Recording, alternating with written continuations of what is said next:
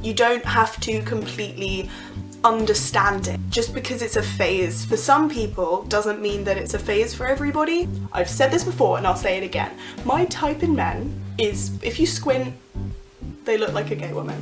Why hello there, welcome back to my channel. Apparently it takes literal almost international lockdown for me to actually make consistent content. Whatever, I'm gonna roll with it. I need to point out the elephant in the room. Yes, I have slit my eyebrow. I've only been back from university for 2 days. For 2 days, and I've already slit my eyebrow. I entirely blame TikTok. If you're on TikTok and you're a girl who's into girls, or even if you're not, you've probably seen all the fucking lesbians and queers on TikTok. They're all out here with their eyebrow slits and I gave in, okay? I did it. And you know what? I actually really don't regret it. I'm finally making this video because I had the idea to do it literally months ago, talk about internalized biphobia, and this video isn't going to be what I had initially planned it to be. It's going to be a bit bigger and broader because, long story short, in the time since I had this video idea, I've sort of stopped identifying with the term bi. I've sort of just moved past that. I now go by queer, if you're wondering. Queer is where I'm at. It doesn't feel 100% right. Nothing feels 100% right, I'm not gonna lie to you. I've always been a really kind of label-oriented person. Since I found bi, I was like, yeah, bi, yes, yes, yes, yes, yes, yes. And I'm now really relieved I never bought a flag. I've just got my rainbow flag. I'm so relieved I never bought, like, the bi flag, because now I'm slightly over that. I can't exactly pin down the reason why I'm over that, because I think technically it does still apply to me. I think I'm just feeling a little bit further down the Kinsey scale. If you don't, Kinsey scale, here. Basically, I always kind of thought I was like a 3, which is like a slap down, bang in the middle. And now I'm like vibing with 4 and 5, basically, which is like 6 is just gay. It's editing Tallulah. I'm jumping in here because I realised that what I said next in the original footage was very vague and long-winded. Basically, all I was going to say was that obviously you don't have to be slap bang in the middle of the Kinsey scale to identify as bi or pan. If you're attracted to multiple genders, it really doesn't matter how frequently or often you're attracted to each one relative to the others. As long as you're attracted to multiple genders and you feel comfy with those labels, then those are the labels for you. I was just trying to explain my kind of weird internal process and current confusion as to my own identity. If you feel comfy with those labels, it really doesn't matter how frequently you're attracted to all the different genders. Just do what feels comfy and use the labels that feel good. Woo! Back to the video. So, queer is where I'm at. In the past I've always been like, that's so vague, what does it even mean? And now I'm like, oh, it's so vague, what does it even mean? But I'm still gonna make this video on internalized biphobia because it's still relevant and it's definitely something I've struggled with and experienced in the past, and I think I'm feeling it less as I'm kind of yeeting down the Kinsey scale further and further as each year passes, but I think it's still very relevant to talk about because it's definitely something that exists within the bi kind of queer community. The first thing I want to say on this is that it's not worth beating yourself up or blaming yourself if you feel you've had any of these kind of thoughts, because ultimately these things are forced on us, or we're encouraged to feel these things by broader society. Because did you know we live in a society? As with any other kind of problematic things that we feel or think or try to combat within ourselves, it's not worth being like, oh, I'm so dumb, I hate myself, I think these bad things. Like, it's not worth thinking that way at all. It's all just about awareness. So I'm just gonna talk about it. When I say internalized biphobia, I mean any kind of thought pattern that is sort of shitting on your own bisexuality or queerness, right? So things like thinking you're not gay enough,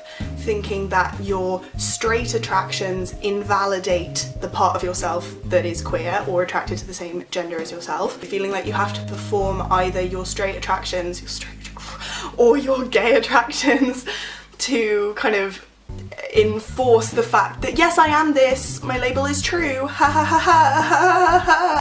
So why do we do this? I think it's because in the past, bisexuality, pansexuality, to what extent those two things are the same, up for debate, not gonna get into that. Everything that's not gay or straight tends to be erased more because there's skepticism from both straight people and gay people as to whether it's real, and that's fueled by the fact that, yeah, bi and pan and queer are pit stops for lots of people to coming out as gay, but just because it's a phase for some people doesn't mean that it's a phase for everybody. And my big thing about phases is that you're still that thing for a time. You can be genuinely one sexuality for 6 months or 5 years or 10 years or 20 years, and you can be that sexuality and then it changes. You could meet someone who challenges everything you thought about your sexuality, and that doesn't mean you were necessarily wrong for all that time before you. That just means your sexuality evolved. That's why I have such a problem with invalidating phases, because human life is just a bunch of phases. That's all it is, but that you were all those things. And of course there are cases where someone is genuinely mistaken, or they're in a situation where, you know, heterosexuality is so normalised that people will repress their same-sex attractions. Oh god, that sounds so like Mormon church. They'll repress their gayness, okay? Because that's what they've been taught to do and conditioned to do and shamed into doing. But often phases are real, people experience genuine shifts in their sexuality over time, and therefore invalidating bisexuality, pansexuality, general ambiguous queerness because it is a pit stop for some gay people is foolish. People still exist.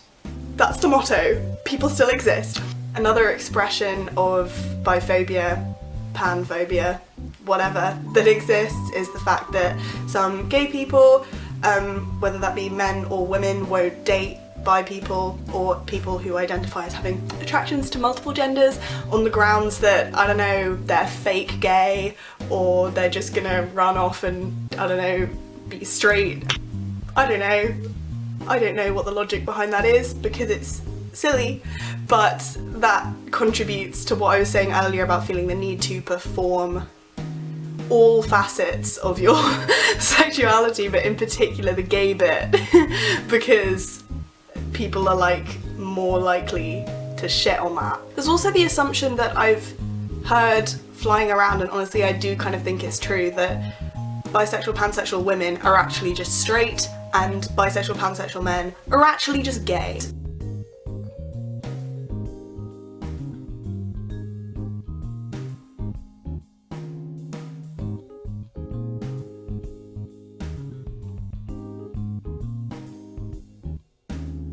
I love all that shit in history, especially like ancient Greek shit, where it'll be like, this man lived very affectionately with his best friend, this man, or like, this woman lived happily with her close friend. Her close friend, they were just close friends. Going back to / onto my experience with kind of internalized biphobia, even though I don't really chime with that label for me anymore, I definitely did. I think I didn't notice it necessarily in the past, but I've always really invalidated all of my attractions towards men, and I think I do kind of have a complicated relationship with my attraction to men, because at least at the minute it does feel very conceptual. I think that's the best way I can explain it. Like, I will, you know, see male celebrities and very occasionally real men, and I'll be like, oh shit, oh wow.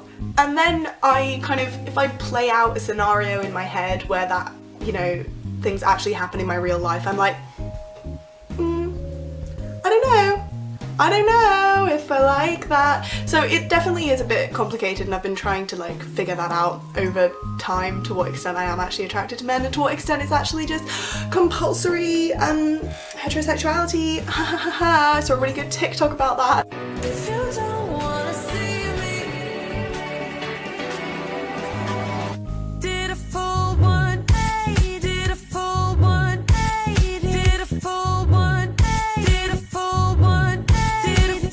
But in the past I have kind of systematically invalidated all my attractions to men and been like, I hate men. And I know that's a thing to say amongst like all women and many men, just like, hate men, men are trash. But it does end up making you feel shit if you at the end of the day, if you are attracted to some men, you know, and if you're constantly invalidating those feelings, you realise that you're invalidating yourself, and it's just really harmful. You're shitting on your feelings and impulses and attractions that you can't control. It's not seen as problematic, because if you were being kind of internally nasty towards your like gayness, then I think you'd be more quick to spot that as problematic, because obviously gay people and gay attraction is what is broadly discriminated against because it's not the norm. You'll be more likely to spot that as like, okay, that's unhealthy. But when you're behaving that way towards your like straight side, or you're like, you know, your attractions that are straight, you're slower to spot that as problematic. And I think I was hesitant to make this video just because I am definitely in a stage of like questioning and not really knowing where I lie in terms of my own sexuality and who I'm attracted to and who I actually see myself being with in the future, because at the minute it feels quite gay, I'm not gonna lie to you. But I still wanted to discuss this topic because it's something that has affected me in the past, and all phases are valid. And the thing that I've come out with from thinking about this a lot is that all your attractions are valid, like no matter what your sexuality is, no matter what you've come out as, no matter what you think you are or what label you think you are, if you experience an attraction, it is valid, and you don't have to completely understand it. You don't have to completely know exactly what you want, exactly where you are, exactly how you would explain your sexuality at that current point to accept yourself and accept your attractions for what they are. And I think I've definitely struggled with that in the past because I like things to be pinned down and clear, and this is one of the first times where I've sort of been almost comfortable with things just being a bit vague and a bit uncertain, because that's definitely the way it is right now. So, you know, maybe one day I'll be like, bitches, I'm gay, but I don't know. And in the meantime, I'm just gonna try and vibe and respect the bullshit that my brain throws at me. And when I see Timothée Chalamet and feel very strongly, I'm gonna move with that. I'm gonna accept it. I'm gonna accept it for what it is. Is it just because if you squint he looks like a lesbian? I've said this before and I'll say it again. My type in men is, if you squint, they look like a gay woman. I hope you found that interesting. I'm not trying to come to any concrete conclusions about myself or about you or about this whole topic, but the only thing I can say is respect yourself and respect where you are currently. You don't need to understand everything about yourself in order to respect yourself, and accept everything you feel as valid. I hope everyone's staying safe. If you're lucky enough to be able to stay home, you may not feel lucky, but you are lucky overall. So I hope everyone's doing okay, not going too stir crazy, talking to people you love, doing things that you find interesting, trying to just get through this weird time.